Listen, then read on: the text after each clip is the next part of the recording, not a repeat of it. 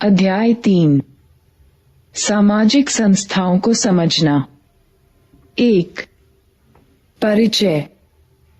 ये पुस्तक समाज और व्यक्ति की अंतःक्रिया के बारे में चर्चा से आरंभ होती है। हमने देखा कि हम में से प्रत्येक का एक व्यक्ति की तरह समाज में एक स्थान या स्थिति होती है। प्रत्येक की एक परिस्थिति और एक या अनेक भूमिकाएं होती हैं, लेकिन साधारणतः इनका चुनाव करना हमारे नियंत्रण में नहीं होता।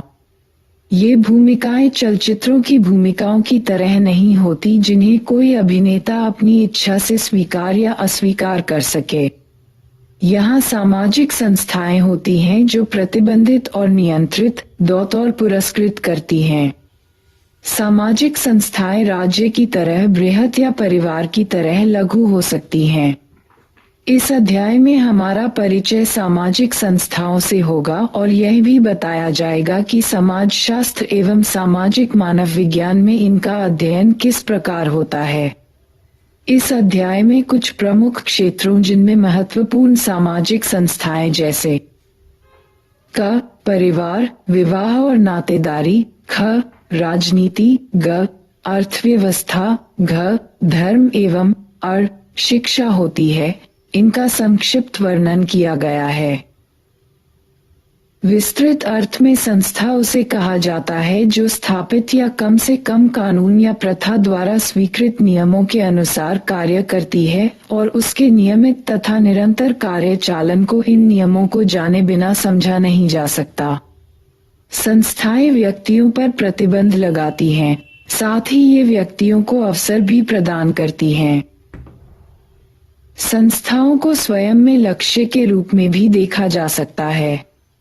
वास्तव में लोगों ने परिवार, धर्म, राज्य या यहाँ तक कि शिक्षा को भी अपने आप में एक लक्ष्य के रूप में माना है। क्रियाकलाप 1 लोगों द्वारा परिवार, धर्म, राज्य के लिए बलिदान देने के उदाहरणों के बारे में सोचें।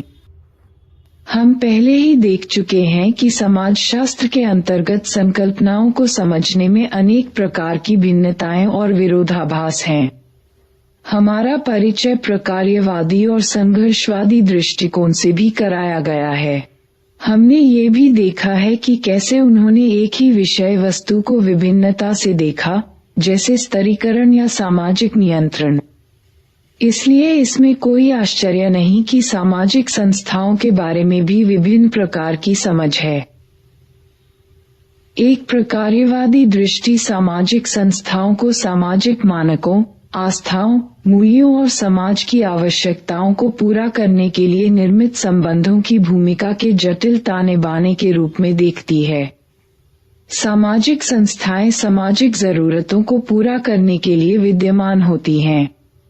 इस प्रकार समाज में हमें औपचारिक और अनौपचारिक सामाजिक संस्थाएं देखने को मिलती हैं। जैसे परिवार और धर्म अनौपचारिक सामाजिक संस्था के, जबकि कानून और शिक्षा औपचारिक सामाजिक संस्थाओं के उदाहरण हैं। एक संघर्षवादी दृष्टि की मान्यता है कि समाज में सभी व्यक्तियों का स्थान समान नहीं है। सभी सामाजिक संस्थाएं, चाहे वे पारिवारिक, धार्मिक, राजनीतिक, आर्थिक, कानूनी या शैक्षणिक समाज के प्रभावशाली अनुभागों, चाहे वे वर्ग, जाति, जनजाति या लिंग के संदर्भ में हों, के हित में संचालित होती हैं। प्रभावशाली सामाजिक अनुभागों का न केवल राजनीतिक और आर्थिक संस्थाओं पर प्रभुत्व होता है, अपितु वे ये भी सुनिश्चित करते हैं कि शासक वर्ग के विचार ही समाज के विचार बन जाएं। यह विचार इससे बहुत भिन्न है कि किसी समाज की सामान्य आवश्यकताएं होती हैं। जैसे जैसे आप इस अध्याय का आगे अध्ययन करेंगे, देखें कि क्या आप ऐसे उदाहरणों के बारे में सोच सकते हैं कि कैसे सामाजिक संस्थाएं व्यक्तियों को नियंत्रित करती हैं तथा अवसर भी प्रदान करती हैं। आप ये भी देखें कि क्या वे समाज के विभिन्न अनुभागों पर असमान प्रभाव डालती हैं। उदाहरण के लिए हम पूछ सकते हैं, कैसे परिवार पुरुषों और महिलाओं को नियंत्रित करने के साथ साथ अवसर भी प्रदान करता है? या राजनीतिक या कानूनी संस्थाएं विशेष सुविधा प्राप्त और अधिकार विहीन व्यक्तियों को कैसे प्रभावित करती हैं? परिवार, विवाह और नातेदारी। शायद परिवार जितनी नैसर्गिक कोई अन्य सामाजिक संस्था नहीं दिखाई देती है। प्रायः हम यह मानने को तैयार रहते हैं कि सभी परिवार वैसे ही होते हैं जैसे परिवारों में हम रहते हैं। कोई और सामाजिक संस्था इतनी व्यापक और अपरिवर्तनीय नहीं दिखती है। समाजशास्त्र और सामाजिक मानव विज्ञान ने कई दशकों तक विभिन्न संस्कृतियों में ये दर्शाने के लिए क्षेत्रीय अनुसंधान किए कि कैसे विभिन्न समाजों में भिन्न भिन्न स्वरूप होते हुए भी परिवार, विवाह और नातेदारी संस्थाएं सभी समाजों में महत्वपूर्ण हैं। उन्होंने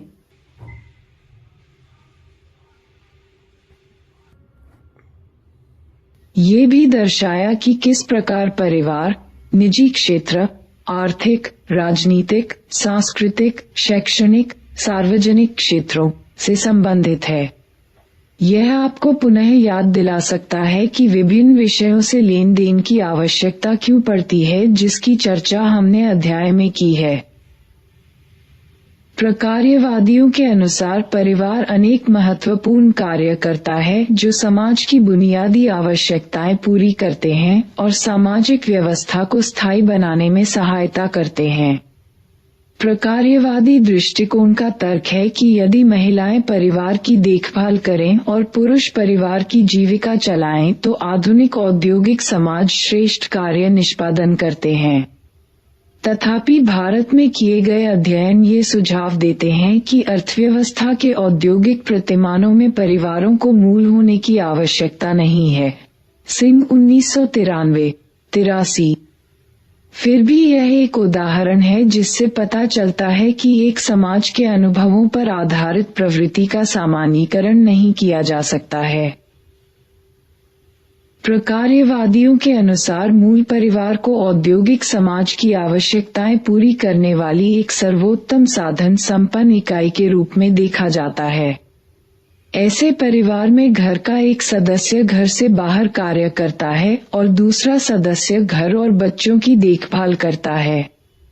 व्यवहारिक रूप से मूल परिवार में भूमिकाओं के इस विशिष्टीकरण में पति की जीविका चलाने वाले, सहायक की तथा पत्नी की घरेलू संरचना में प्रभावशाली भावनात्मक भूमिका शामिल रहती है। गिडिस 2001। इस दृष्टि पर न केवल अनुचित लिंगभेद के कारण प्रश्न किया जा सकता है, अपितु इतिहास और अनेक संस्कृतियों के आनुभविक अध्ययन दर्शाते हैं कि यह सत्य नहीं है। वास्तव में आप कार्य और अर्थव्यवस्था की चर्चा में देखेंगे कि वस्त्र निर्यात जैसे समकालीन उद्योग में महिलाएं श्रमिक बल का बहुत बड़ा हिस्सा हैं।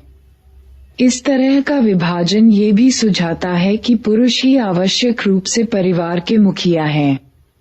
नीचे दिया गया बॉक्स दर्शाता है कि यह अनिवार्यतः सत्य नहीं है। महिला प्रधान घर। जब पुरुष नगरीय क्षेत्रों में चले जाते हैं तो महिलाओं को हल चलाना पड़ता है और खेतों के कार्यों का प्रबंध करना पड़ता है। कई बार वे अपने परिवार की एकमात्र भरण पोषण करने वाली बन जाती हैं। ऐसे परिवारों को महिला प्रधान घर कहा जाता है। विधवापन भी ऐसी पारिवारिक व्यवस्था बना सकता है।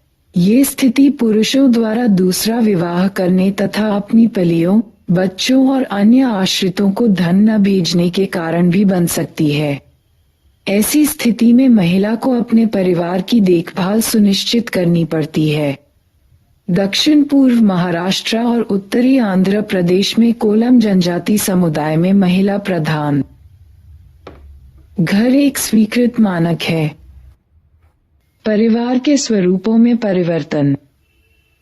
भारत में एक मुख्य बहस मूल परिवार से संयुक्त परिवार की ओर बदलाव के बारे में है।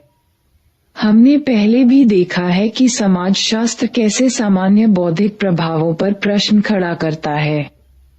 तथ्य ये है कि भारत में मूल परिवार पहले से ही विशेषतः अभावग्रस्त जातियों और वर्गों में हमेशा विद्यमान रहे हैं। समाजशास्त्री एम शाह का कथन है कि स्वतंत्रता के बाद भारत में संयुक्त परिवार में निरंतर वृद्धि हुई है। उनके अनुसार इसका मुख्य कारक था भारत में औसत आयु में वृद्धि होना। पुरुषों की आयु में यह वृद्धि 1941-50 से 1981-85 के दौरान 32.5 से 55.4 वर्ष तथा महिलाओं की आयु में 31.7 से 55.7 वर्ष हो गई थी। इसके परिणामस्वरूप बुजुर्ग लोगों 60 वर्ष या उससे अधिक आयु की संख्या में काफी वृद्धि हो गई थी। शाह लिखते हैं कि हमें ये पूछना होगा कि ये वृद्ध किस तरह के घरों में रहते हैं। मैं यह मानता हूँ कि उनमें से अधिकतर संयुक्त घरों में रहते हैं। शाह 1998। ये पुनः एक व्यापक सामान्यीकरण है, लेकिन समाजशास्त्रीय दृष्टिकोण हमें इस सामान्य बौद्धिक प्रभाव पर आंख बंद करके विश्वास करने के विरुद्ध सावधान करता है कि संयुक्त परिवार तेजी से कम हो रहे हैं। ये हमें सावधानीपूर्वक तुलनात्मक और आनुभविक अध्ययनों की आवश्यकता के प्रति भी सतर्क करता है। अध्ययनों से पता चलता है कि किस तरह विभिन्न समाजों में परिवार के विभिन्न स्वरूप पाए जाते हैं। आवास के नियम के अनुसार कुछ समाज अपने विवाह और पारिवारिक प्रथाओं में मातृस्थानिक हैं और कुछ पितृस्थानिक। मातृस्थानिक परिवार में नव दंपति पत्नी के अभिभावकों के साथ रहते हैं, जबकि दूसरी स्थिति में नव दंपति पति के अभिभावकों के साथ रहते हैं। पितृतंत्रात्मक परिवार संरचनाओं में अधिकार और प्रभाव पुरुषों के पास होते हैं, जबकि मातृतंत्रात्मक परिवारों में निर्णय लेने में महिलाओं की प्रमुख भूमिका होती है। मातृवंशीय समाज मौजूद हैं, पर मातृतंत्रीय समाजों के बारे में ये दावा नहीं किया जा सकता। परिवार अन्य सामाजिक क्षेत्रों और पारिवारिक परिवर्तनों से संबंधित होते हैं। हमारे दैनिक जीवन में प्रायः हम परिवार को अन्य क्षेत्रों जैसे आर्थिक या राजनीतिक से भिन्न और अलग देखते हैं। फिर भी आप स्वयं देखेंगे कि परिवार, ग्रह, उसकी संरचना और मानक बाकी समाज से गहरे जुड़े हुए हैं। एक रोचक उदाहरण जर्मन एकीकरण के अज्ञात परिणामों का है। 1990 के दशक में एकीकरण के बाद जर्मनी में विवाह प्रणाली में तेजी से गिरावट आई, क्योंकि नए जर्मन राज्य ने एकीकरण से पूर्व परिवारों को प्राप्त संरक्षण और कल्याण की सभी योजनाएं रद्द कर दी थीं। आर्थिक असुरक्षा की बढ़ती भावना के कारण लोग विवाह से इनकार करने लगे। इसे अनजाने परिणाम के रूप में भी जाना जा सकता है। इस प्रकार बड़ी आर्थिक प्रक्रियाओं के कारण परिवार और नातेदारी परिवर्तित और रूपांतरित होते रहते हैं, लेकिन परिवर्तन की दिशा सभी देशों और क्षेत्रों में हमेशा एक समान नहीं हो सकती। हालांकि इस परिवर्तन का ये भी अर्थ नहीं है कि पिछले मानक और संरचना पूरी तरह नष्ट हो गई हैं। परिवर्तन और निरंतरता सहवर्ती होते हैं।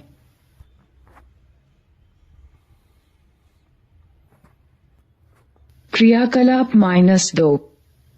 एक तेलुगु अभिकथन है, एक लड़की का पालन करना दूसरे के आंगन में पौधे को पानी देने के बराबर है। ऐसी या इसके विपरीत कहावतों का पता लगाएं। चर्चा कीजिए कि कैसे प्रसिद्ध कहावतों में समाज की सामाजिक व्यवस्था की झलक मिलती है। परिवार किस तरह लिंगवादी है? इस विश्वास के कारण कि लड़का वृद्धावस्था में अभिभावकों की सहायता करेगा और लड़की विवाह के बाद दूसरे घर चली जाएगी, परिवारों में लड़कों पर अधिक धन खर्च किया जाने लगा।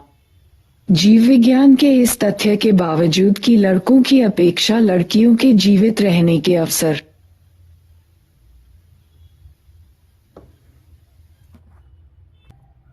बेहतर होते हैं, भारत में अल्पायु समूह में लड़कियों की मृत्यु दर लड़कों से कहीं अधिक थी। कन्या भ्रूण हत्या की घटनाओं से लिंगानुपात में एकाएक गिरावट होने लगी। बाल लिंगानुपात 1991 में प्रति 1000 लड़कों पर 934 से कम होकर 2011 में 919 हो गया। बाल लिंगानुपात में प्रतिशत गिरावट अत्यधिक चौंकाने वाली है। समृद्ध राज्यों जैसे पंजाब, हरियाणा, महाराष्ट्र और उत्तर प्रदेश में स्थिति और भी अधिक खराब है। पंजाब में प्रति 1000 लड़कों के अनुपात में लड़कियों का अनुपात 846 हो गया है। हरियाणा के कुछ जिलों में यह 800 से भी कम हो गया है। क्रियाकलाप 3। विभिन्न समाजों द्वारा विवाह के लिए साथियों की तलाश किए जाने वाले विभिन्न तरीकों का पता लगाएं। विवाह संस्था। ऐतिहासिक रूप से विभिन्न समाजों में विवाह के व्यापक विभिन्न रूप पाए जाते हैं। यह विभिन्न प्रकार के कार्य निष्पादन के लिए भी जाना जाता है। वास्तव में विवाह साथी की खोज का तरीका अनेक विस्मयकारी साधनों और प्रथाओं को उजागर करता है। खोज का तरीका अनेक विस्मयकारी साधनों और प्रथाओं को उजागर करता है। विवाह के रूप। विवाह के अनेक रूप हैं। इन रूपों को विवाह करने वाले साथियों की संख्या और कौन किससे विवाह कर सकता है को नियंत्रित किए जाने वाले नियमों के आधार पर पहचाना जा सकता है। वैधानिक रूप से विवाह करने वाले साथियों की संख्या के संदर्भ में विवाह के 2 रूप पाए जाते हैं। 1. एक विवाह। 2. बहुविवाह। एक विवाह प्रथा एक व्यक्ति को एक समय में एक ही साथी तक सीमित रखती है। इस व्यवस्था में किसी भी समय में पुरुष केवल एक पत्नी और स्त्री केवल एक पति रख सकती हैं। यहाँ तक कि जहाँ बहुविवाह की अनुमति है, वहाँ भी एक विवाह ही ज्यादा प्रचलित है। प्रायः कई समाजों में व्यक्तियों को पुनः विवाह की अनुमति पहले साथी की मृत्यु या तलाक के बाद दी जाती है, लेकिन वे एक समय में एक से अधिक साथी नहीं रख सकते। ऐसे विवाह को क्रमिक एक विवाह कहा जाता है। अधिकांश भागों में पत्नी की मृत्यु के बाद पुरुषों द्वारा पुनर्विवाह करने का नियम है, लेकिन आप सभी जानते हैं कि उच्च जाति की हिंदू महिलाओं के लिए पुनर्विवाह की स्वीकृति नहीं थी और 19वीं शताब्दी के सुधार आंदोलनों में विधवा पुनर्विवाह एक मुख्य विषय था। शायद आपको इस बारे में ज्यादा जानकारी नहीं होगी कि आज आधुनिक भारत में महिलाओं की आबादी का लगभग 10% और 50 वर्ष से अधिक आयु की 55% महिलाएं विधवा हैं। चीन 2353। बहुविवाह प्रथा एक समय में एक से अधिक साथी होने का द्योतक है और इसमें या तो बहुपत्नी प्रथा, एक पति और 2 या अधिक पत्नियां, अथवा बहुपति प्रथा, एक पत्नी और 2 या अधिक पति रूप होता है। प्रायः जहां आर्थिक स्थितियां कठोर होती हैं, वहां बहुपति प्रथा समाज की एक प्रतिक्रिया हो सकती है, क्योंकि ऐसी स्थितियों में एक पुरुष पत्नी और बच्चों का पर्याप्त भरण पोषण नहीं कर सकता है।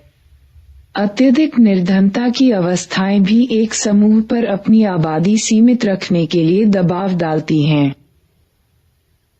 विवाह निश्चित करना नियम और निर्देश। कुछ समाजों में विवाह साथी के चयन का निर्णय अभिभावकों, संबंधियों द्वारा किया जाता है और कुछ अन्य समाजों में साथी का चयन करने में व्यक्तियों को अपेक्षाकृत कुछ स्वतंत्रता होती है। अंतर्विवाह और बहिर्विवाह के नियम।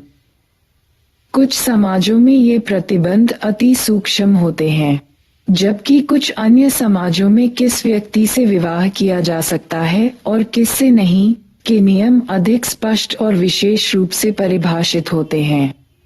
विवाह साथी की योग्यता, अयोग्यता नियंत्रित करने वाले नियमों के आधार पर विवाह के रूपों को अंतर्विवाह और बहिर्विवाह के रूप में वर्गीकृत किया गया है। अंतर्विवाह में व्यक्ति उसी सांस्कृतिक समूह में विवाह करता है जिसका वह पहले से ही सदस्य है, उदाहरण के लिए जाति। इसके विपरीत बहिर्विवाह में व्यक्ति अपने समूह से बाहर विवाह करता है। अंतर्विवाह और बहिर्विवाह कुछ नातेदारी इकाइयों को संदर्भ के रूप में लिया जाता है, जैसे गोत्र, जाति और नस्ल, प्रजातीय या धार्मिक समूह। भारत में विशेषतया उत्तरी भारत के कुछ भागों में गांव बहिर्विवाह प्रचलित हैं। गांव बहिर्विवाह ये सुनिश्चित करता है कि जिन परिवारों में लड़कियों का विवाह किया जाए वे घर से काफी दूर हों। यह व्यवस्था लड़की के नातेदारों के हस्तक्षेप के बगैर उसके ससुराल में सुचारू परिवर्तन और समायोजन को सुनिश्चित करती है। भौगोलिक दूरी और पितृवंशीय व्यवस्था के असमान संबंध ये सुनिश्चित करते हैं कि विवाहित लड़कियां अपने अभिभावकों के पास बार बार न जा पाएं। इस प्रकार जन्म स्थान से अलग होना एक दुखदायी अवसर है और ये लोक गीतों की विषय वस्तु है जो विदाई के दुख को चित्रित करते हैं। पिताजी, हम चिड़ियों के झुंड की तरह हैं, हम दूर उड़ जाएंगी और हमारी उड़ान बहुत लंबी होगी। हमें नहीं मालूम कि हम कहाँ जाएंगी। पिताजी, मेरी पालकी आपके घर से नहीं जा सकती क्योंकि द्वार बहुत छोटा है। बेटी, मैं एक ईंट निकाल दूंगा तुम्हारी पालकी के लिए द्वार बड़ा करने के लिए। तुम्हें अपने घर अवश्य जाना होगा। चानना 1993 WS 26। मैं अपनी बच्ची को पालने में झुलाता हूँ और उसके सुंदर बालों में उंगलियां फिरा रहा हूँ। एक दिन दूल्हा आएगा और तुम्हें दूर ले जाएगा। जोर से ढोल नगाड़े बजते हैं और मधुर शहनाई बज रही है। एक अजनबी का बेटा मुझे लेने आ गया है। मेरी सहेलियों, अपने खिलौने लेकर आओ, चलो हम खेलेंगी क्योंकि अब मैं कभी नहीं खेल पाऊंगी जब मैं एक अजनबी के घर चली जाऊंगी। दुबई 2001 94। क्रियाकलाप 4। शादी से संबंधित विभिन्न गीतों को इकट्ठा कीजिए। चर्चा कीजिए कि ये किस तरह शादियों में सामाजिक परिवर्तनों और लिंग संबंधों को प्रतिबिंबित करते हैं। क्रियाकलाप 5। क्या आपने कभी वैवाहिक विज्ञापन देखे हैं? अपनी कक्षा को समूहों में विभाजित कीजिए और विभिन्न समाचार पत्रों, पत्रिकाओं तथा इंटरनेट को देखिए। अपने निष्कर्षों पर चर्चा कीजिए। क्या आप सोचते हैं कि अंतर्विवाह आज भी प्रचलित मानक है? विवाह को पसंद को समझने में यह आपकी कैसे सहायता करता है? अधिक महत्वपूर्ण यह है कि यह समाज के किस प्रकार के परिवर्तनों की झलक देता है। कुछ बुनियादी संकल्पनाओं, विशेषतः परिवार, नातेदारी और विवाह को परिभाषित करना। परिवार प्रत्यक्ष नातेदारी संबंधों से जुड़े व्यक्तियों हैं का एक समूह है जिसके बड़े सदस्य बच्चों के पालन पोषण का दायित्व लेते हैं। नातेदारी बंधन व्यक्तियों के बीच के वे सूत्र होते हैं जो या तो विवाह के माध्यम से या वंश परंपरा के माध्यम से रक्त संबंधियों, माता पिता, बहन भाई, संतान आदि को जोड़ते हैं। विवाह को दो वयस्क पुरुष एवं स्त्री व्यक्तियों के बीच लैंगिक संबंधों की सामाजिक स्वीकृति और अनुमोदन के रूप में भी परिभाषित किया जा सकता है। जब दो व्यक्तियों का विवाह हो जाता है तो वे परस्पर नातेदार बन जाते हैं। इस प्रकार वैवाहिक बंधन भी व्यापक क्षेत्र में लोगों को जोड़ते हैं। विवाह के माध्यम से अभिभावक, भाई बहन तथा अन्य रक्त संबंधी जीवन साथी के रिश्तेदार बन जाते हैं। जन्म के परिवार को जन्म का परिवार, फैमिली ऑफ ओरिएंटेशन कहा जाता है और जिस परिवार में व्यक्ति का विवाह होता है उसे प्रजनन का परिवार, फैमिली ऑफ प्रोक्रिएशन कहा जाता है। रक्त के माध्यम से बने नातेदारों को समृद्ध नातेदार और विवाह के माध्यम से बने नातेदारों को वैवाहिक नातेदार कहा जाता है। अगले अनुभाग में कार्य और आर्थिक संस्थाओं पर चर्चा में आप देखेंगे कि कैसे परिवार और आर्थिक जीवन गहन रूप से अंतः संबंधित हैं। ऐसा कोई कार्य नहीं था जिसे टिनी की नानी ने जीवन की किसी न किसी अवस्था में आजमाया न हो। अपना कप उठाने की आयु से ही उसने प्रतिदिन 2 वक्त भोजन और पहनने के वस्त्र के बदले लोगों के घरों में विभिन्न तरह के बेमेल कार्य करना आरंभ कर दिया था। बेमेल कार्यों का सही अर्थ क्या है ये वे ही जान सकते हैं जिन्होंने हंसने और दूसरे बच्चों के साथ खेलने की आयु में वे कार्य किए हैं। बच्चे का झुनझुना हिलाने से लेकर स्वामी के सिर की मालिश करने तक सभी नीरस कार्य बेमेल कार्य में आ सकते हैं। चुगताई 20,04,125। अपने प्रेक्षण या साहित्य से या यहाँ तक कि फिल्मों से भी इस प्रकार किए गए विभिन्न प्रकार के कार्यों का पता लगाए और चर्चा कीजिए। कार्य और आर्थिक जीवन। कार्य क्या है? बच्चे और छोटे विद्यार्थी के रूप में हम कल्पना करते हैं कि जब हम बड़े होंगे तो किस प्रकार का कार्य करेंगे। यहाँ पर कार्य स्पष्ट रूप से सवेतन रोजगार का द्योतक है। आधुनिक समय में ये कार्य का सर्वाधिक समझ में आने वाला अर्थ है। वास्तव में यह एक अत्यधिक सरलीकृत विचार है। अनेक प्रकार के कार्य सवेतन रोजगार के विचार की पुष्टि नहीं करते। उदाहरण के लिए अनौपचारिक अर्थव्यवस्था में किए जाने वाले अधिकांश कार्य प्रत्यक्षतः किसी औपचारिक रोजगार आंकड़ों में नहीं गिने जाते। अनौपचारिक अर्थव्यवस्था का अर्थ है नियमित रोजगार के क्षेत्र से परे किया जाने वाला कार्य व्यवहार। इसमें कभी कभी किए गए कार्य या सेवा के बदले नकद भुगतान किया जाता है, लेकिन इसमें वस्तुओं या सेवाओं का प्रत्यक्ष आदान प्रदान भी अक्सर किया जाता है। हम कार्य को शारीरिक और मानसिक परिश्रमों के द्वारा किए जाने वाले ऐसे सवैतनिक या अवैतनिक कार्यों के रूप में परिभाषित कर सकते हैं जिनका उद्देश्य मानव की आवश्यकताएं पूरी करने के लिए वस्तुओं और सेवाओं का उत्पादन करना है। विभिन्न प्रकार के कार्य। क्रियाकलाप 6। ग्राम आधारित व्यवसायों में लगे भारतीयों की संख्या ज्ञात कीजिए और उन व्यवसायों की एक सूची बनाइए। कार्य के आधुनिक रूप और श्रम विभाजन। पूर्व आधुनिक समाज में अधिकतर लोग खेतों में कार्य करते थे या पशुओं की देखभाल करते थे। औद्योगिक रूप से विकसित समाज में जनसंख्या का बहुत छोटा भाग कृषि कार्यों में लगा हुआ है और स्वयं कृषि का भी औद्योगिकरण हो गया है। इसका कार्य मानव द्वारा करने की अपेक्षा अधिकांशतः मशीनों द्वारा किया जाने लगा है। भारत जैसे देश में आज भी अधिकतर जनसंख्या ग्रामीण और कृषि कार्यों में या अन्य ग्राम आधारित व्यवसायों में लगी हुई है।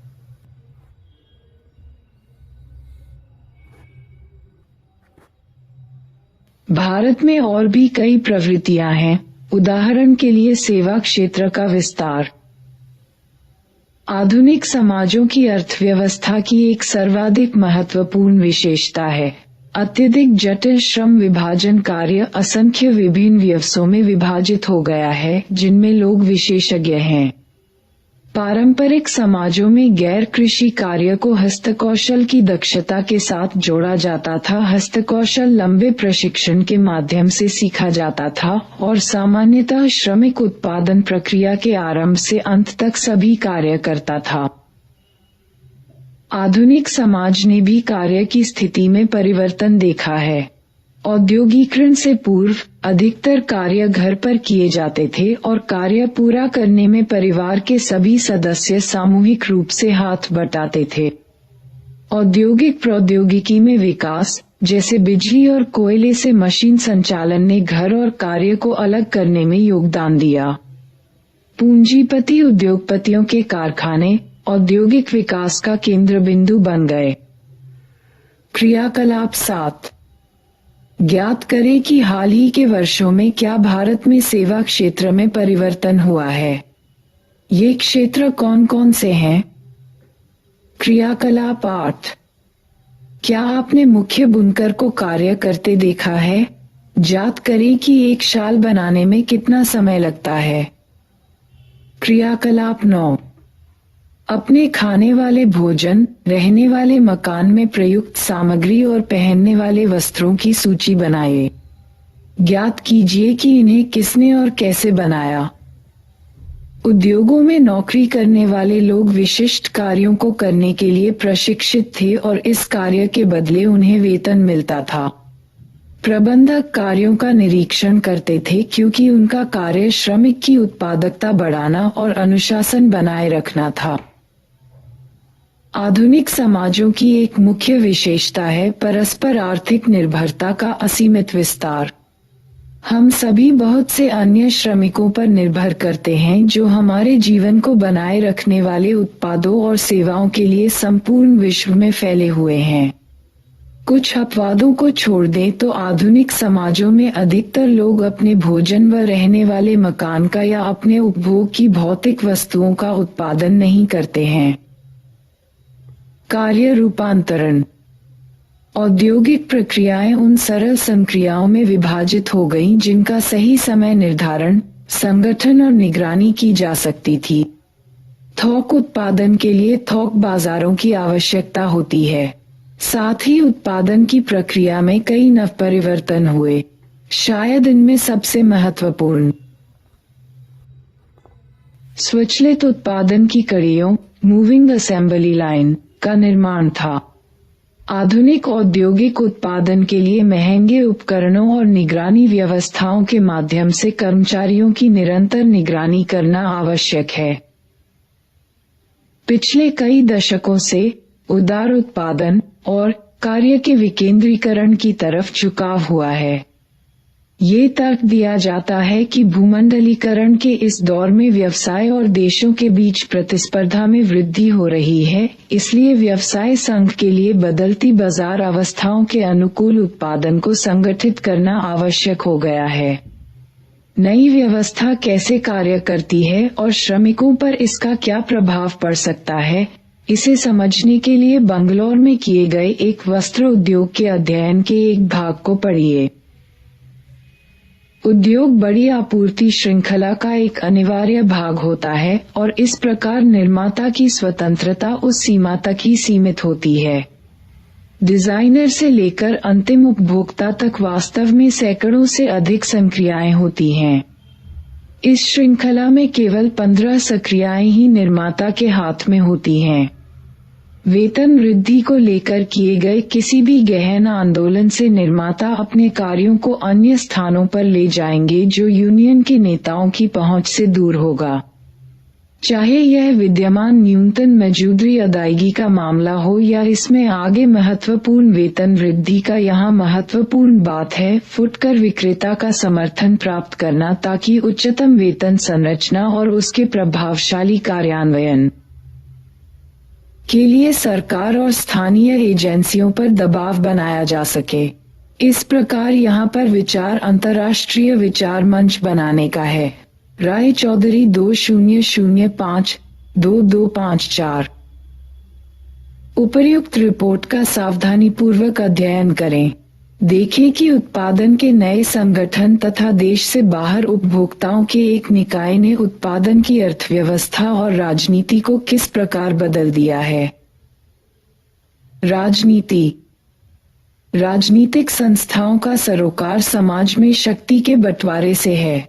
सामाजिक संस्थाओं को समझने में दो संकल्पनाएं बहुत महत्वपूर्ण हैं। ये हैं शक्ति और सत्ता। शक्ति व्यक्तियों या समूहों द्वारा दूसरों के विरोध करने के बावजूद अपनी इच्छा पूरी करने की योग्यता है। इसका अभिप्राय है कि जिनके पास शक्ति होती है वे ऐसा करते हैं क्योंकि दूसरों के पास शक्ति नहीं होती है।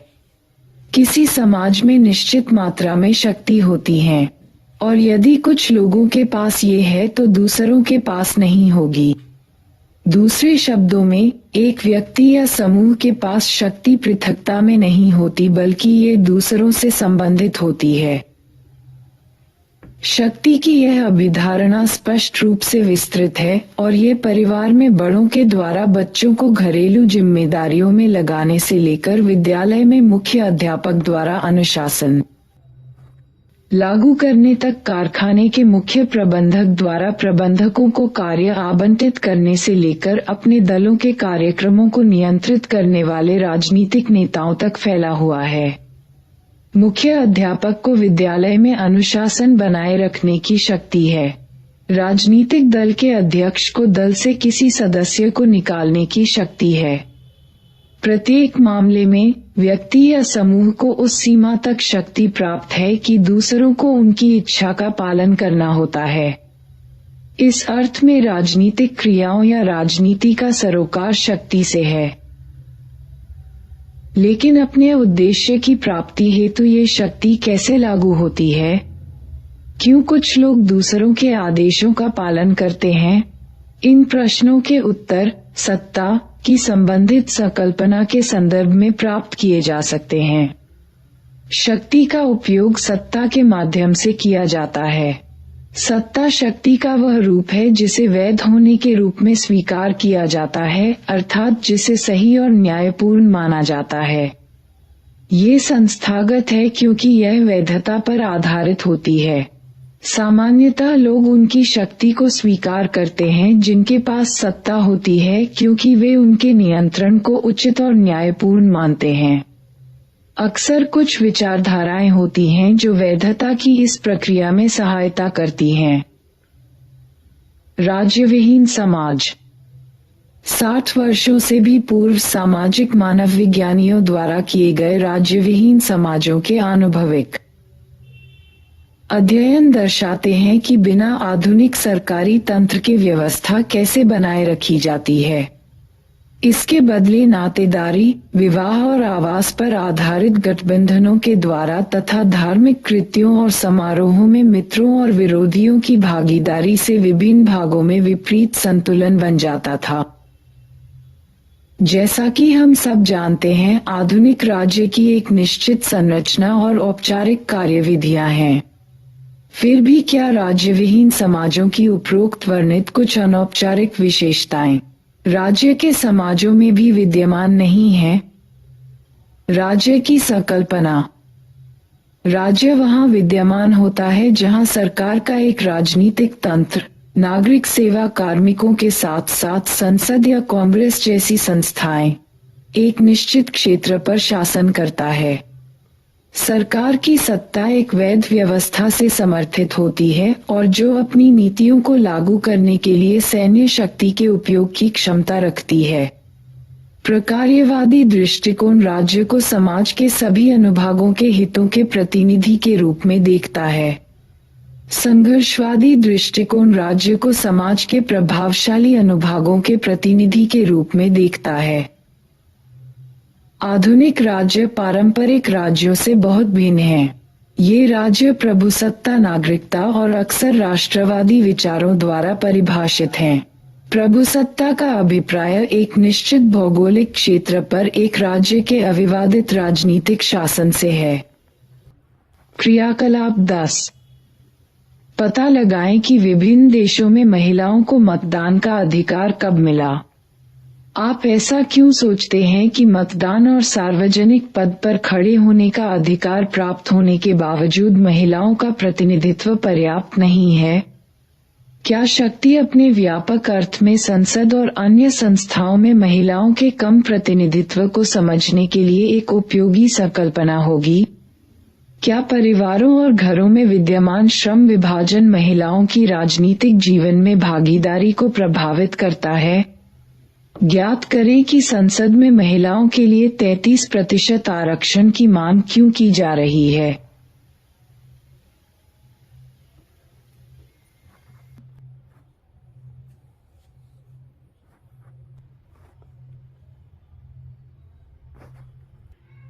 क्रियाकलाप 11। सामाजिक अधिकार लागू न करने वाले विभिन्न राज्यों के बारे में सूचनाएं एकत्रित करें। पता करें कि इसके बारे में क्या सफाई दी जाती है। चर्चा करें और देखें कि क्या आप आर्थिक, राजनीतिक और सामाजिक क्षेत्रों के बीच कोई संबंध देख पाते हैं। क्रियाकलाप 12। ऐसी घटनाओं की सूचनाएं एकत्रित करें जो सार्वभौमिक अंतः संबंधित विकास को दर्शाती हैं तथा साथ ही प्रजातीय, धार्मिक और राष्ट्रीय मतभेदों को प्रदर्शित करने वाली घटनाओं के बारे में भी सूचनाएं एकत्रित करें। चर्चा करें कि राजनीति और अर्थशास्त्र उनमें क्या भूमिका निभा सकते हैं। आरंभ में प्रभुसत्तात्मक राज्यों में नागरिकता के साथ राजनीतिक भागीदारी के अधिकारों का पालन नहीं किया जाता था। इन्हें अधिकांशतः संघर्षों के द्वारा प्राप्त किया गया था, जिसने राजतंत्र की शक्तियों को सीमित कर दिया अथवा उन्हें सक्रिय रूप से पदच्युत कर दिया। फ्रांस की क्रांति और हमारा भारतीय स्वतंत्रता संघर्ष इस तरह के आंदोलनों के दो प्रमुख उदाहरण हैं। नागरिकता के अधिकारों में नागरिक राजनीतिक और सामाजिक अधिकार शामिल हैं। नागरिक अधिकारों में व्यक्तियों को अपनी इच्छानुसार रहने की जगह चुनने की, भाषण और धर्म की स्वतंत्रता, अपनी संपत्ति रखने का अधिकार तथा कानून के समक्ष समान न्याय का अधिकार शामिल हैं। राजनीतिक अधिकारों में चुनावों में भाग लेने और सार्वजनिक पद के लिए खड़े होने का अधिकार शामिल है। अधिकतर देशों में सरकारें सर्वव्यापक मतदान के सिद्धांत को स्वीकार करने से इनकार करती थीं। आरंभिक वर्षों में न केवल महिलाओं को अपितु पुरुषों की बड़ी जनसंख्या को भी मतदान से बाहर रखा जाता था, क्योंकि एक निश्चित मात्रा में संपत्ति होना इसका मापदंड था। महिलाओं को बहुत समय तक इस अधिकार के लिए इंतजार करना पड़ा। तीसरे प्रकार की नागरिकता के अधिकार सामाजिक अधिकार हैं। इनका सरोकार प्रत्येक व्यक्ति को कुछ न्यूनतम स्तर तक आर्थिक कल्याण और सुरक्षा प्राप्त होने के विशेष अधिकार से है। इन अधिकारों में शामिल हैं स्वास्थ्य लाभ, बेरोजगारी भत्ता और न्यूनतम मजदूरी निर्धारित करने के अधिकार। सामाजिक या कल्याणकारी अधिकारों की व्यापकता ने कल्याणकारी राज्यों को जन्म दिया, जो कि पश्चिमी समाजों में दूसरे विश्व युद्ध के समय से स्थापित किए गए थे। पूर्व समाजवादी देशों के राज्यों की इस क्षेत्र में काफी अच्छी व्यवस्था थी। अधिकतर विकासशील देशों में वास्तव में यह विद्यमान नहीं था। आजकल पूरे विश्व में इन सामाजिक अधिकारों को राज्य का उत्तरदायित्व और आर्थिक विकास में रुकावट मानकर इन पर आक्रमण किया जा रहा है। राष्ट्रवाद को प्रतीकों और विश्वासों के एक समुच्चय के रूप में परिभाषित किया जा सकता है, जो एक राजनीतिक समुदाय का भाग होने का बोध कराता है। इस प्रकार व्यक्ति को ब्रिटिश, भारतीय, इंडोनेशियाई या फ्रांसीसी होने में गर्व और बंधुता की भावना का अनुभव होता है। संभवतः व्यक्तियों को हमेशा किसी न किसी प्रकार के सामाजिक समूहों जैसे अपने परिवार, गोत्र या धार्मिक समुदाय के साथ एक प्रकार की पहचान होने का भाव रहता है। तथापि राष्ट्रवाद आधुनिक राज्य के विकास के साथ ही प्रकट हुआ है। समकालीन विश्व सार्वभौमिक बाजार के तेजी से विस्तार और गहन राष्ट्रवादी भावनाओं और संघर्षों दोनों की वजह से जाना जाता है। समाजशास्त्रियों की रुचि सिर्फ औपचारिक सरकारी तंत्र के अध्ययन में ही नहीं, अपितु शक्ति के व्यापक अध्ययन में भी है। इसकी रुचि प्रजाति, भाषा और धर्म आधारित दलों, वर्गों, जातियों एवं समुदायों के बीच शक्ति वितरण में रही है। इसका ध्यान सिर्फ विशिष्ट राजनीतिक संघ जैसे राज्य विधानमंडलों, नगर परिषदों और राजनीतिक दलों पर ही नहीं, अपितु अन्य संघों जैसे विद्यालयों, बैंकों और धार्मिक संस्थाओं पर भी है, जिनका प्राथमिक उद्देश्य राजनीतिक नहीं है। समाजशास्त्र का विषय क्षेत्र काफी व्यापक है। इसका क्षेत्र अंतर्राष्ट्रीय आंदोलनों जैसे महिला या पर्यावरण आंदोलन से लेकर ग्रामीण दलों तक फैला हुआ है। धर्म काफी लंबे समय से अध्ययन और चिंतन का विषय रहा है। अध्याय में हमने देखा है कि कैसे समाज के बारे में सामाजिक निष्कर्ष धार्मिक चिंतनों से अलग हैं। धर्म का समाजशास्त्रीय अध्ययन धर्म के धार्मिक या ईश्वरमीमांसीय अध्ययन से कई तरीके से अलग है। पहला, ये धर्म समाज में वास्तव में कैसे कार्य करता है और अन्य संस्थाओं के साथ इसका क्या संबंध है, के बारे में आनुभविक अध्ययन करता है। दूसरा, ये तुलनात्मक पद्धति का उपयोग करता है। तीसरा, ये समाज और संस्कृति के अन्य पक्षों के संबंध में धार्मिक विश्वासों, व्यवहारों और संस्थाओं की जांच करता है। आनुभविक पद्धति का अर्थ है कि समाजशास्त्री धार्मिक प्रघटनाओं के लिए निर्णायक उपागम को नहीं अपनाता। तुलनात्मक पद्धति महत्वपूर्ण है क्योंकि यह एक अर्थ में सभी समाजों को एक दूसरे के समान स्तर पर रखती है।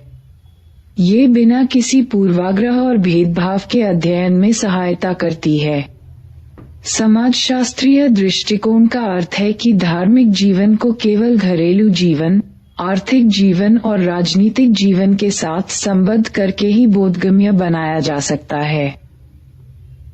धर्म सभी ज्ञात समाजों में विद्यमान है, हालांकि धार्मिक विश्वास और व्यवहार एक संस्कृति से दूसरी संस्कृति में बदलते रहते हैं। सभी धर्मों की समान विशेषताएं हैं। प्रतीकों का समुच्चय, श्रद्धा या सम्मान की भावनाएं, अनुष्ठान या समारोह, विश्वासकर्ताओं का एक समुदाय। धर्म के साथ संबद्ध अनुष्ठान विविध प्रकार के होते हैं। आनुष्ठानिक कार्यों में प्रार्थना करना, गुणगान करना, भजन गाना, विशेष प्रकार का भोजन करना या ऐसा भोजन नहीं करना, कुछ दिनों का उपवास रखना और इसी प्रकार के अन्य कार्य शामिल होते हैं। चूंकि आनुष्ठानिक कार्य धार्मिक प्रतीकों से संबद्ध होते हैं, अतः इन्हें प्रायः सामान्य जीवन की आदतों और क्रियाविधियों से एकदम भिन्न रूप में देखा जाता है। दैवीय सम्मान में मोमबत्ती या दिया जलाने का महत्व सामान्यतया कमरे में रोशनी करने से एकदम भिन्न होता है। धार्मिक अनुष्ठान प्रायः व्यक्तियों द्वारा अपने दैनिक जीवन में किए जाते हैं, लेकिन सभी धर्मों में विश्वासकर्ताओं द्वारा सामूहिक समारोह भी किए जाते हैं। सामान्यतः ये नियमित समारोह विशेष स्थानों, चर्चा, मस्जिदों, मंदिरों, तीर्थों में आयोजित किए जाते हैं। धर्म एक पवित्र क्षेत्र है। इस बात पर विचार करें कि विभिन्न धर्मों के सदस्य पवित्र क्षेत्र में प्रवेश करने के पूर्व क्या करते हैं। उदाहरण के लिए, सिर को ढकते हैं या नहीं ढकते, जूते उतारते हैं या विशेष प्रकार के वस्त्र धारण करते हैं, आदि। इन सब में जो बात समान है वह है श्रद्धा की भावना, पवित्र स्थानों या स्थितियों की पहचान और उनके प्रति सम्मान की भावना। एमिल दुर्खाइम का अनुसरण करने वाले धर्म के समाजशास्त्री उस पवित्र क्षेत्र को समझने में रुचि रखते हैं जिसे प्रत्येक समाज सांसारिक चीजों से भिन्न रखता है। अधिकतर मामलों में पवित्रता में अलौकिकता का तत्व होता है। अधिकांशतः किसी वृक्ष या मंदिर की पवित्रता के साथ यह विश्वास जुड़ा होता है कि इसके पीछे कोई अलौकिक शक्ति है, इसलिए ये पवित्र है। तथापि यह ध्यान रखना महत्वपूर्ण है कि कुछ धर्मों, जैसे आरंभिक बौद्ध धर्म और कन्फ्यूशियसवाद में अलौकिकता की कोई संकल्पना नहीं थी, लेकिन जिन व्यक्तियों और चीजों को वे पवित्र मानते थे उनके लिए उनमें पर्याप्त श्रद्धा थी। धर्म का समाजशास्त्रीय अध्ययन करते हुए चलिए हम प्रश्न पूछते हैं कि धर्म का अन्य सामाजिक संस्थाओं के साथ क्या संबंध है। धर्म का शक्ति और राजनीति के साथ बहुत निकट का संबंध रहा है। उदाहरण के लिए, इतिहास में समय समय पर सामाजिक परिवर्तन के लिए धार्मिक आंदोलन हुए हैं, जैसे विभिन्न जाति विरोधी आंदोलन या लिंग आधारित भेदभाव के विरुद्ध आंदोलन। धर्म किसी व्यक्ति की निजी आस्था का मामला ही नहीं, अपितु इसका सार्वजनिक स्वरूप भी होता है, और धर्म का यही सार्वजनिक स्वरूप समाज की अन्य संस्थाओं के संबंध में महत्वपूर्ण होता है। हमने देखा है कि समाजशास्त्र शक्ति को कैसे व्यापक संदर्भ में देखता है। अतः राजनीतिक और धार्मिक क्षेत्र के बीच संबंध को जानना समाजशास्त्रीय हित में है। शास्त्रीय समाजशास्त्रियों का विश्वास था कि जैसे जैसे समाज आधुनिक होता जाएगा, धर्म का जीवन के विभिन्न क्षेत्रों पर प्रभाव कम होता जाएगा। पंथनिरपेक्षता की संकल्पना इस प्रक्रिया का वर्णन करती है। समकालीन घटनाएं समाज के विभिन्न पक्षों में धर्म की दृढ़ भूमिका की जानकारी देती हैं। आप ऐसा क्यों सोचते हैं कि ऐसा है? मैक्स वेबर 1864-1920 के महत्वपूर्ण कार्य दर्शाते हैं कि समाजशास्त्र सामाजिक और आर्थिक व्यवहार के अन्य पक्षों के साथ धर्म के संबंधों को कैसे देखता है। वेबर का तर्क है कि कैल्विनवाद, प्रोटेस्टेंट ईसाई धर्म की एक शाखा, ने आर्थिक संगठन के साधन के रूप में पूंजीवाद के उद्भव और विकास को महत्वपूर्ण रूप से प्रभावित किया था। कैल्विनवादियों का विश्वास था कि विश्व की रचना भगवान की महिमा के लिए हुई। इसका अभिप्राय है कि इस संसार में किया गया कोई भी कार्य उसके गौरव के लिए किया जाता है, यहाँ तक कि सांसारिक कार्यों को भी पूजनीय कार्य बना दिया गया। हालांकि इससे भी महत्वपूर्ण बात यह है कि कैल्विनवादी भाग्य की संकल्पना में भी विश्वास करते थे, जिसका अर्थ है कि कौन स्वर्ग में जाएगा और कौन नरक में, ये पहले से निश्चित था। चूंकि यह जानने का कोई तरीका नहीं था कि किसे स्वर्ग मिलेगा और किसे नरक, लोग इस संसार में अपने कार्यों में भगवान की इच्छा के संकेत देखने लगे। इस प्रकार व्यक्ति चाहे जो भी व्यवसाय करता हो, यदि वह अपने व्यवसाय में दृढ़ और सफल है तो उसे भगवान की प्रसन्नता का संकेत माना जाता था। अर्जित किया गया धन सांसारिक उपभोग में लगाने के लिए नहीं था, अपितु कैल्विनवाद का सिद्धांत मितव्ययता से रहने का था। इसका अर्थ था कि निवेश को एक तरह का पवित्र सिद्धांत माना जाता था। पूंजीवाद के केंद्र में निवेश की संकल्पना है, जिसमें पूंजी का निवेश अधिक वस्तुएं बनाने के लिए किया जाता है, जिससे अधिक लाभ होता है, जिससे बदले में और अधिक पूंजी उत्पन्न होती है। इस प्रकार वेबर ये तर्क प्रस्तुत करने में सक्षम थे कि धर्म इस मामले में कैल्विनवाद के आर्थिक विकास पर प्रभाव डालता है।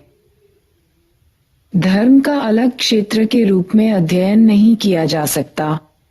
सामाजिक शक्तियां हमेशा और अनिवार्यतः धार्मिक संस्थाओं को प्रभावित करती हैं। राजनीतिक बहस, आर्थिक स्थितियां और लिंग संबंधी मानक हमेशा धार्मिक व्यवहार को प्रभावित करते हैं। इसके विपरीत धार्मिक मानक सामाजिक समझ को प्रभावित और कभी-कभी निर्धारित भी करते हैं। विश्व की आधी जनसंख्या महिलाओं की है, इसलिए समाजशास्त्रीय रूप से यह पूछना महत्वपूर्ण है कि मानव जनसंख्या के इतने बड़े हिस्से का धर्म से क्या संबंध है।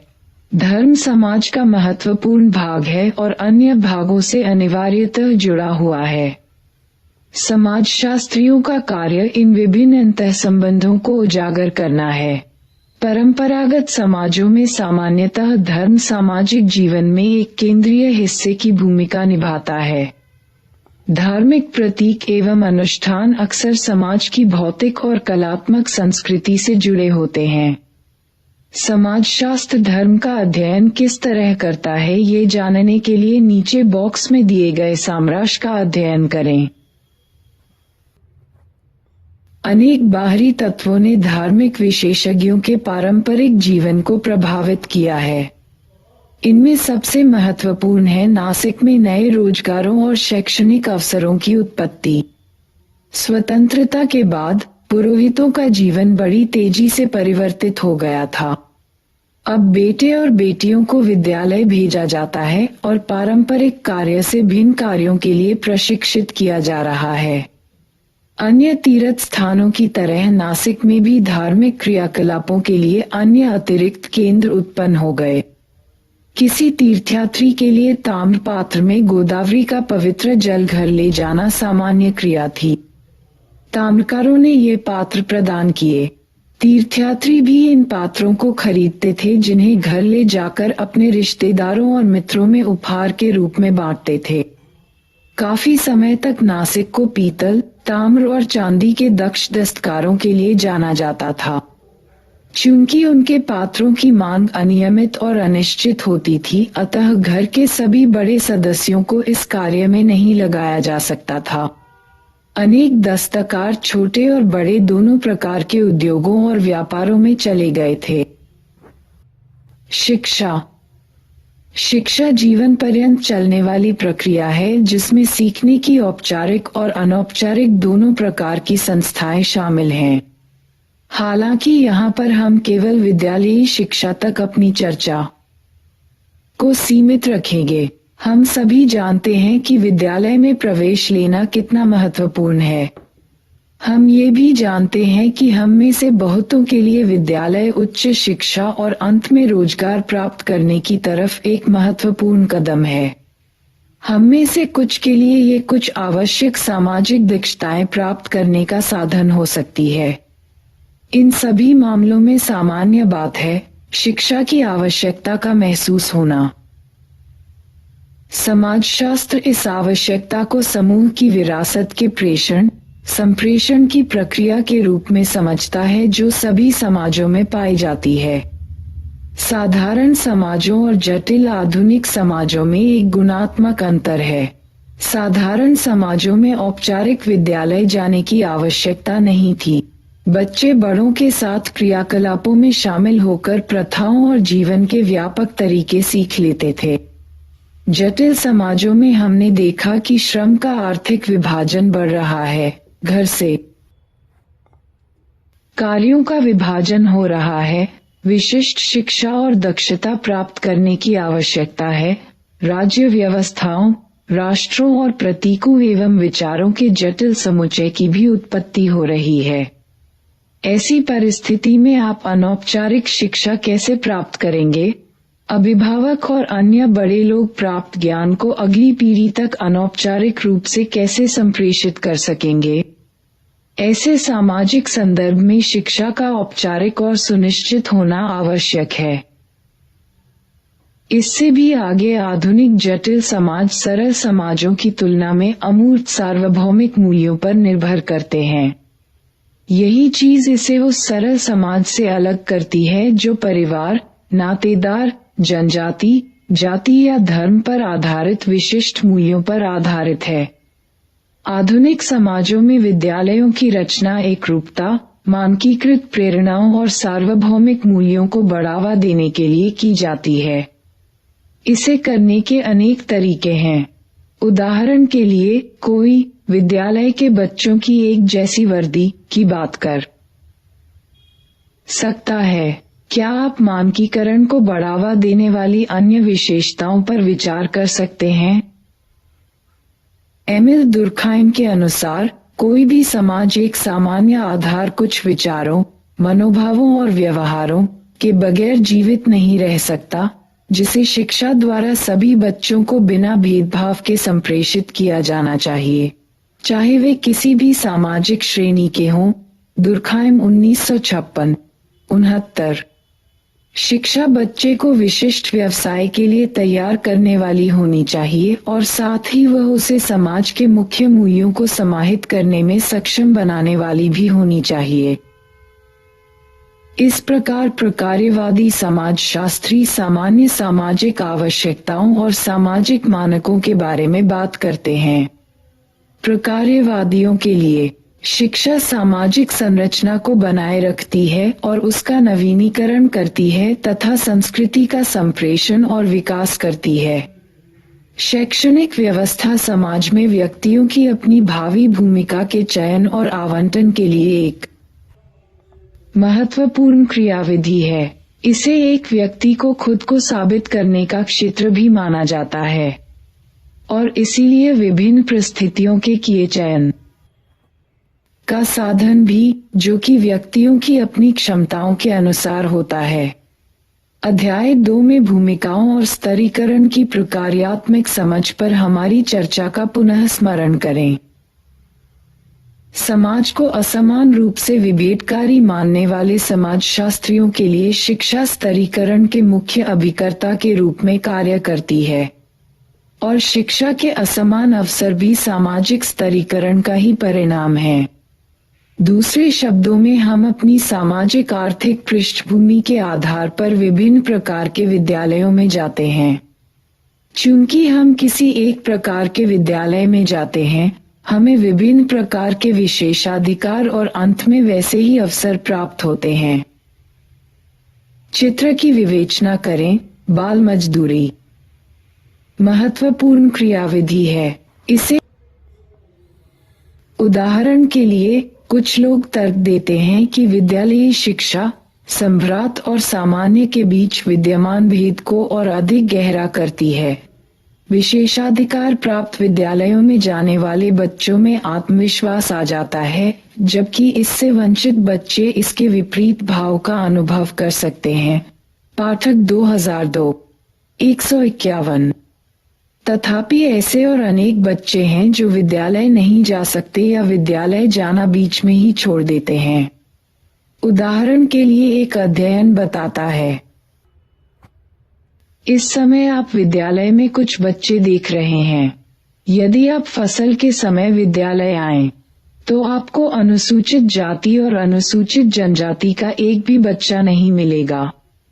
जब उनके अभिभावक बाहर कार्य करते हैं तो उन पर घर की कुछ जिम्मेदारियां आ जाती हैं और इन समुदायों की लड़कियां कभी कभार ही विद्यालय जाती हैं, क्योंकि वे विभिन्न प्रकार के घरेलू और आमदनी वाले कार्य करती हैं। उदाहरण के लिए 10 वर्ष की एक लड़की बेचने के लिए गाय का सूखा गोबर उठाती है। प्रतीच उपरोक्त रिपोर्ट दर्शाती है कि लिंग और जातिगत भेदभाव किस तरह शिक्षा के अवसरों का अतिक्रमण करते हैं। स्मरण करें कि हमने कैसे अध्याय 1 में इस पुस्तक को आरंभ किया था कि किसी बच्चे को अच्छी नौकरी मिलने के अवसर अनेक सामाजिक कारकों से प्रभावित होते हैं। सामाजिक संस्थाओं के कार्य करने के तरीके को समझने की आपकी समझ अब इस प्रक्रिया का सही विश्लेषण करने में आपकी सहायता करेगी।